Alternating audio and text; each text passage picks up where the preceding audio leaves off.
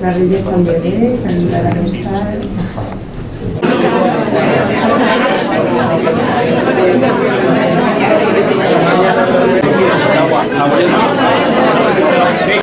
Moltes gràcies a tots per estar amb nosaltres celebrant els 45 anys de la nostra galeria, que com tots sabeu la va fundar el meu pare l'any 1979. Jo era molt jove, però ja vaig començar amb ell.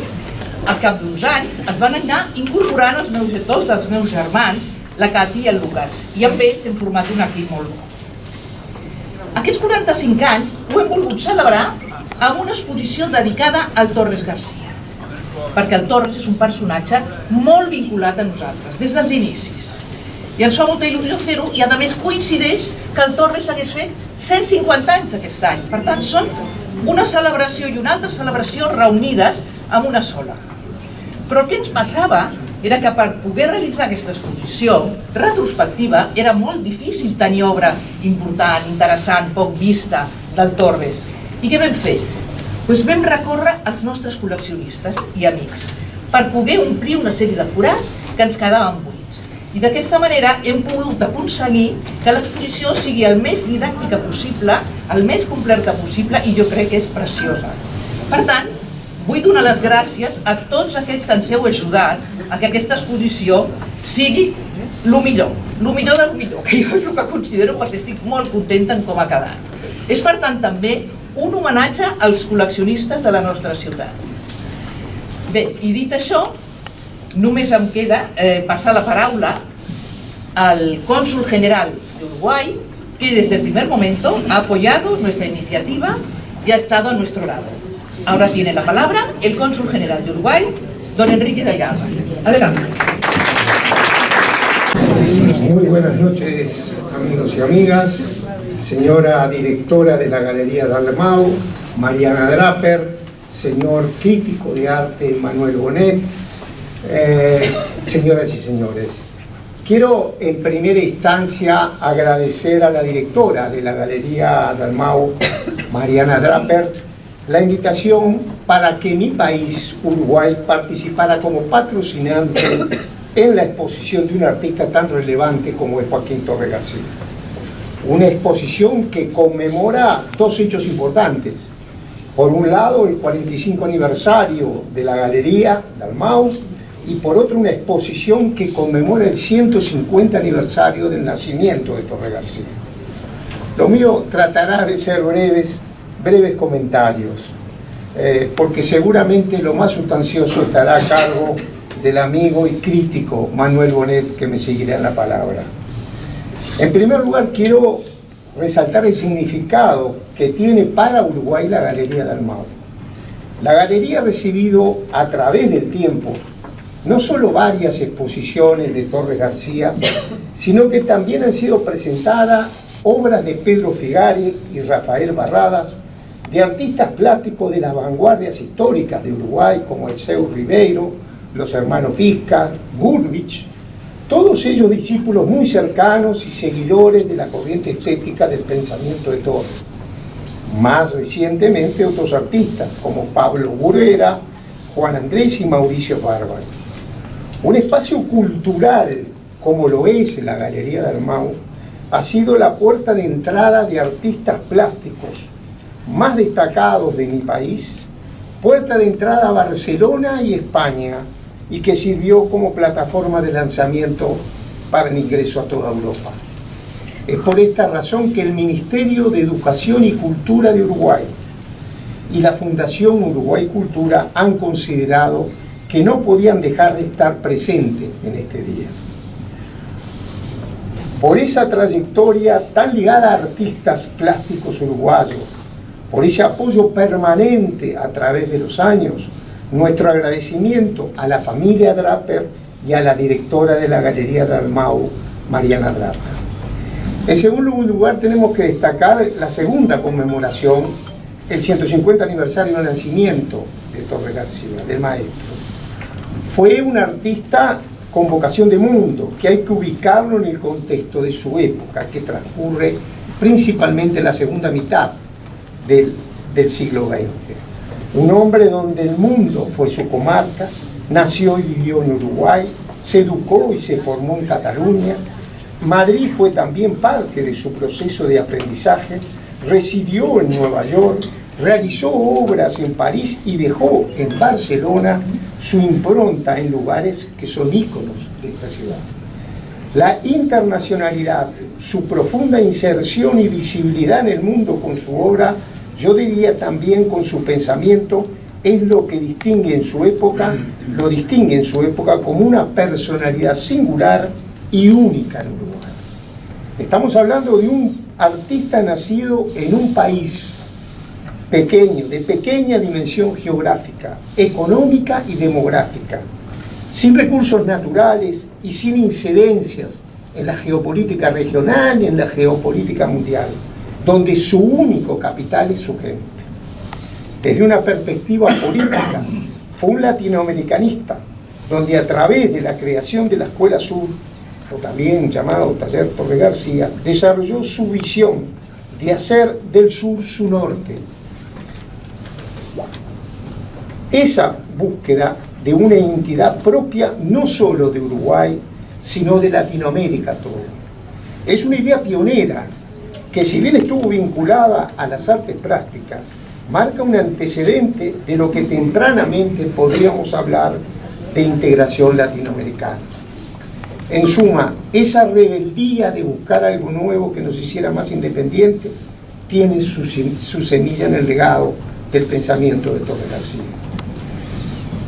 Para finalizar, pido disculpas por la extensión de mis palabras y quizás haya abarcado algún aspecto que va a desarrollar el crítico Manuel Polet.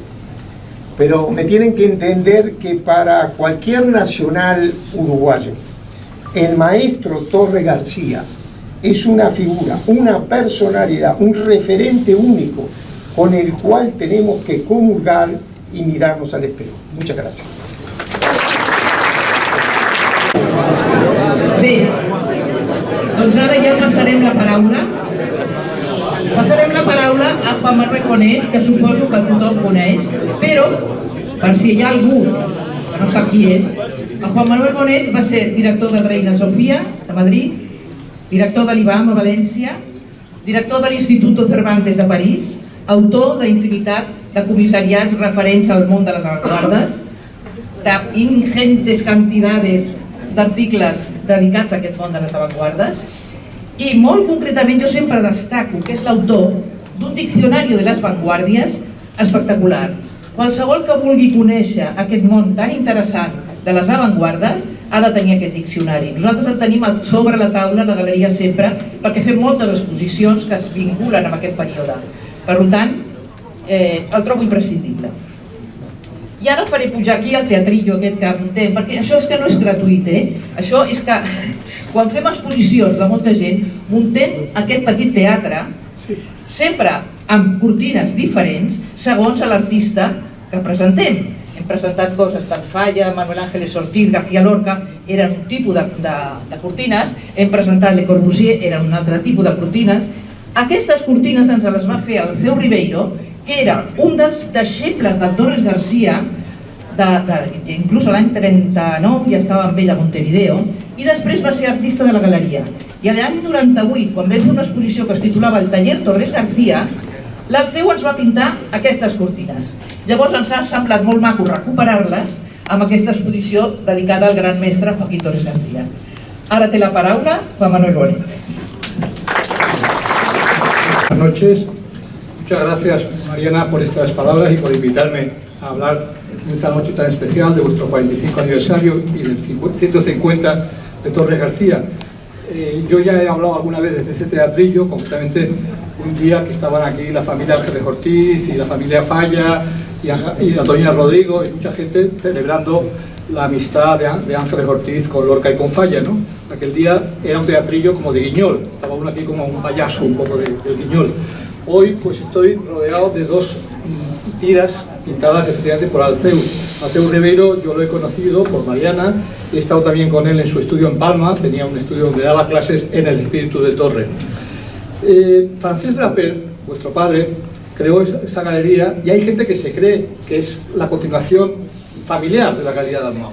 No es la continuación, no tenéis nada que ver con Josep Dalmau familiarmente, pero sí con su espíritu. En ese año 79 en que decide crear la galería, está homenajeando al primer galerista moderno que hubo en España. Siempre pensamos que el galerismo español es ya más como de posguerra, pensamos en los Gaspar, en esta misma calle, pensamos en Juan Amordó en Madrid y muchos otros, ¿no?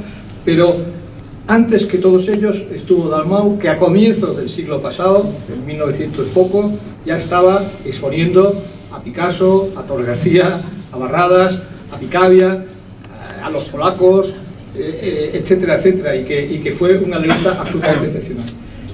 Vuestro padre tuvo la visión de reclamarse de ese ejemplo. Yo creo que Dalmau fue un poco como el Alfred Stieglitz, el barcelonés, y no en vano Picabia depositó su revista en esa Dalmau, la revista 391, que era un homenaje a la 291. Pero no vamos a hablar ni de eso, ni de la historia de esta galería, que habría para decir muchas cosas sobre lo que habéis hecho. Hay que hablar de la relación, ya lo ha esbozado perfectamente el cónsul de Uruguay, la relación que tiene esta ciudad con este uruguayo universal, efectivamente, que fue Torres, lo importante que fue su paso para él y para la propia escena artística catalana, el paso también coincidente de Barradas, otro uruguayo, otro hermano suyo en el vibracionismo. Torres es un artista que vuelve de alguna manera a la tierra, viene a la tierra de su padre, ya está viviendo el ambiente dels Quatre Gats, entre el humo de los Quatre Gats, entrevé a Picasso, con el cual nunca se llegará bien, y del cual dirá alguna maldad en sus memorias, en su autobiografía escrita en tercera persona. Pasa por esa etapa simbolista, modernista, la de los Quatre Gats, y luego pasa a ser el pintor favorito de Eugenio d'Ors en el noucentismo. Él tenía el mundo greco-romano en casa, porque quiso llamar a sus hijos Olimpia, Ifigenia, Augusto y Horacio. Tenía realmente todo lo necesario para vivir en la Grecia o la Roma de la antigüedad. Su casa Monrepós, su templo Monrepós, vemos la foto en la cual están, todavía no había llegado Horacio, pero estaban Manolita, él y sus tres primeros hijos, pues están viviendo realmente ese sueño de la antigüedad clásica. Aquí, en esta parte de aquí a mi derecha, hay varias obras de ese periodo. Pero luego, ese paisaje idílico que tiene que ver con el de Suñé, que tiene que ver con el de Dors, que tiene que ver con el de muchos excelentes poetas de esa época, por ahí andando Aitor Quinay, que ha escrito maravillosamente sobre todos esos poetas y sus libros, pues ese paisaje se quiebra, empieza a llenarse de humo de fábrica, por decirlo con un título de Sabapa Paseit. Empiezan a llenarse de humo de fábricas, empieza a llenarse de trenes, empieza a llenarse de tranvías, empieza a llenarse de carromatos. Es el vibracionismo. Barradas y Torres juntos inventan, y aquí hay una obra preciosísima, esa obra tan en blanco, es una obra que me evoca el mundo de Barradas y me evoca el mundo de Salvat. Yo adoro la poesía de Salvat Paseit y creo que este trío es el trío atómico de la poesía catalana y de la pintura catalana de ese momento. Son los que inventan una nueva visión de la ciudad, la visión de los arcos voltaicos, la visión del irradiador del puerto, que luego eso se lo van a copiar los mexicanos. Habrá una revista en México llamada Irradiador por culpa, digamos, de ese libro. Y ese libro venía precedido de los poemas en ondas hercianas que están ahí juntos, Salvat, Torres, que hace las ilustraciones, y Barradas, que hace el retrato del poeta. Es un trío formidable. Barradas se va a Madrid, Torres se va a Nueva York. En Nueva York hay quien piensa, hay quien ha escrito, y gente que yo estimo mucho, pero se han confundido, creo, pensando que Nueva York fue el punto de encuentro de él con la modernidad. Y no, el punto de encuentro de la modernidad fue Barcelona. Fue el puerto de Barcelona, fue ese puerto a cuya vida estaba tan ligado Salvat. Él en Nueva York, claro, llega a la megalópolis, llega a la Babilonia de hierro, como la llama José Juan Tablada, alguien que anda por el mismo ambiente de esa ciudad. Pero luego él continúa esa aventura.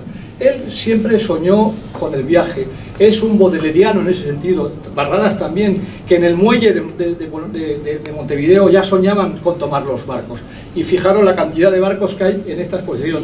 Vuestros coleccionistas, muchos de ellos han apreciado esa dimensión viajera, porque su pintura está esa dimensión del viaje, del mestizaje, de una acumulación de experiencias que se van encadenando una tras otra. Viene luego la experiencia de París, pero en París también sigue pintando la ciudad moderna, por supuesto. En París descubre de primera mano la geometría y se mete en el mundo de Mondrian, de Van Doesburg y de tantísimos otros, de Art. En fin, la gente con la que se codea es importantísima, se pelea, porque en esa época había muchas tensiones, los grupos no eran fáciles de articular, pero va a ser el articulador de Cercle Cadet, que luego tendrá también un círculo de cuadrado en Montevideo. Pero París no es solo eso. Antes se hablaba de ese mapa invertido de América, el sur es nuestro norte. Pues el descubrimiento de la dimensión de lo que él llama lo indoamericano, eso es París, como otros latinoamericanos. Cortázar es París también, y son París.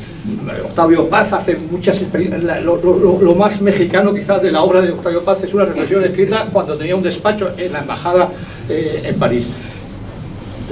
Y Miguel Ángel Asturias, que en esos años descubre la leyenda de Guatemala trabajando el Popol Vuh y otras cosas en la Sorbona. Pues Torres no pasa por la Sorbona, pero Torres pasa por el museo, que luego será el Musée de l'Homme, el Museo del Trocadero, donde hay una exposición de arte latinoamericano, de arte prehispánico, perdón, de América, que él la ve, le impacta profundamente, se pone a estudiar todo eso. Él no hará, como lo harán sus discípulos, el viaje ni a Tiahuanaco, ni a Machu Picchu, ni a México, ni a Yucatán. Todo eso no lo va a vivir en directo, pero va a vivirlo en la imaginación, en los libros, en las piezas que va a ver en los museos franceses, en las lecturas. Se va a empapar de ese indoamericanismo que va a transmitir a sus discípulos. Va a pasar un tiempo en Madrid va a estar cerca de Maruja Mayo, de Alberto Sánchez, de Rodríguez Luna, de Díaz Yepes, que acabará siendo su yerno, y que yo he conocido a su familia en Montevideo. En Madrid dejará algo de huella, tiene una revistita que se llama Guiones, pero no hay prácticamente nadie, salvo Luis Castellanos, que se apunte a eso. Y luego va a ser profeta en su tierra. Se dice siempre, nadie es profeta en su tierra. Pues Torres, los últimos años de su vida, fue profeta, creó la Asociación de Arte Constructivo, creó después el Taller Torres García, donde no solo él y sus primeros discípulos daban clases, sino que ha sido algo que ha llegado hasta nuestros días y que hace que prácticamente la sombra de Torres García llegue benéficamente hasta nuestros días. Incluso hay momentos en que hay casi demasiada influencia, pero es una influencia que ha sido transformadora. Y también se decía, no solo en Uruguay, sino que en la vecina Argentina o en el vecino Brasil hay muchos artistas que también se reclaman de él. En Argentina, César Paternoster, por ejemplo, ha escrito un libro sobre las piedras americanas, que luego le encargamos en su día una exposición en el Iván al respecto, que viene totalmente de Torres García. El grupo Madi y otras geometrías argentinas vienen también de Torres García. Y Brasil también está cerca de Torres García. Por lo tanto, estamos hablando de alguien universal, alguien que le ha moldeado la experiencia noucentista, antes incluso el simbolista, noucentista, la geometría aprendida en París, el indoamericanismo aprendido en París, que luego culminará pues, en ese mural del parque al lado del Museo de Artes Visuales en Montevideo. Por lo tanto, estoy muy contento de estar aquí homenajeando a Torres García, a la Sala Dalmau y a sus coleccionistas. Gracias.